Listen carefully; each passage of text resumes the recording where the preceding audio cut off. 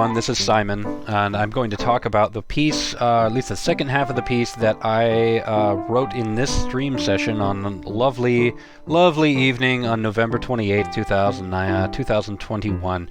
This is the second half of portrait piece number 5, which is a piece that's causing me some trouble, but I think once it's all done, it'll be nice. So I want to talk about what I'm writing right here. This is a duplicate, more or less, of the first part, so I didn't think this would be too hard. I'm working out what the chords are going to be at the bottom, and kind of cross-referencing the earlier score here. What I need to do is I need to take what I had written the week before, and halfway through I want to start modulating into another key so that I create this so that I can move on to the next section, which is going to be in a different key and be a lot more calm, because this is kind of an erratic piece. I think it deserves to have a calm section in the middle. Well, what I'm referencing here, the reason I keep going back to the score is because I need to look at the notes, of course, and then I need to copy them down.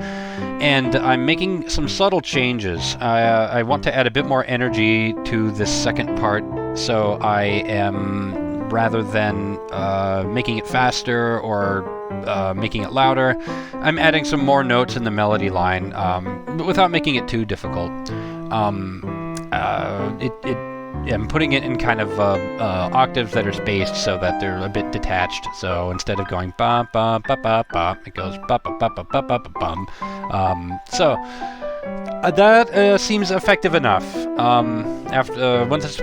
Once this was done and I listened to it again, that I was satisfied enough with that. So the real tricky part is the modulation. I worked out the chords. They seemed to work when I played them on paper, but theoretically, when I just played out the chords, it worked. But when I put it into the piece, it didn't seem like enough. And there were two problems. One problem was that the melody line went in a direction that was just really unmusical. And the other problem is that the chords just didn't have enough time to be discernible, because a lot of the harmonies are in the left hand, which are just kind of bouncing all over the place. So it's not like I have a big chord and I can say, hey, check it out, here's the dissonance that's going to drive this forward. It really is just a bunch of notes that are plunked out. So it didn't work out as well as I'd hoped, which means I have to kind of go back to the drawing board a little bit and figure out what makes this piece work and what makes it not work. One thing I did to compensate was I added some extra measures so that the time could solidify itself a little bit. And I'm entering the score in MuseScore here, and if this is actually, it takes longer, by the way, to enter this in MuseScore than it did to actually write down on paper. But in this case, I am making some corrections here. But as you can see, doing things like the cross staff beaming, and here I am just changing notes randomly. It takes longer than you'd expect, which is why I write these things by hand first. And MuseScore is a great program, but these things just take time. So like I said, I'm going to go back to the drawing board a bit on this one before I proceed. It's shelved for now, because I need to reassess it and break it down into more just kind of logical units, and then that's going to determine what exactly the notes should be, and what sort of things I can do, and hopefully I can figure out what the solutions to the problems. Like I mentioned that the melody line is a bit unmusical.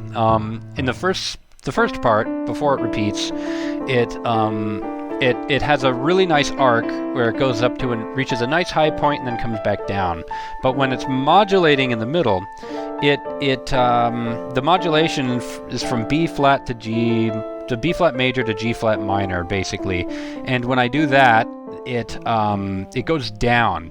So if the melody line is going down further, then that climax isn't as big as it was before. So overall for this climax to work, it should in fact go out a bit further so that it creates a larger arc. Otherwise, it just kind of sputters out. And like I'd mentioned before, there's not enough time to really sink into the dissonances and make you feel like it's going someplace. It just sounds kind of arbitrary. And with what I ended up with, I mean, it sounds fine, but there's just certain things that I hope to accomplish that it didn't accomplish yet. So this is something I will play around with, but I need to study this a bit more. So hopefully, when we get to the score here, this hopefully it'll please. I'm kind of happy with it, but one thing that I've definitely learned over the years is the more I listen to something I didn't like initially, the more I get used to it, and the more I just accept it as how it is. But that's actually a bad thing, because I want other people to enjoy listening to this too. And if the first impression is terrible, then that is the quality of the piece, unfortunately. So yeah, let's see if that can be fixed, and hope you enjoy what is there. This is Portrait Priest number 5, work in progress. Enjoy.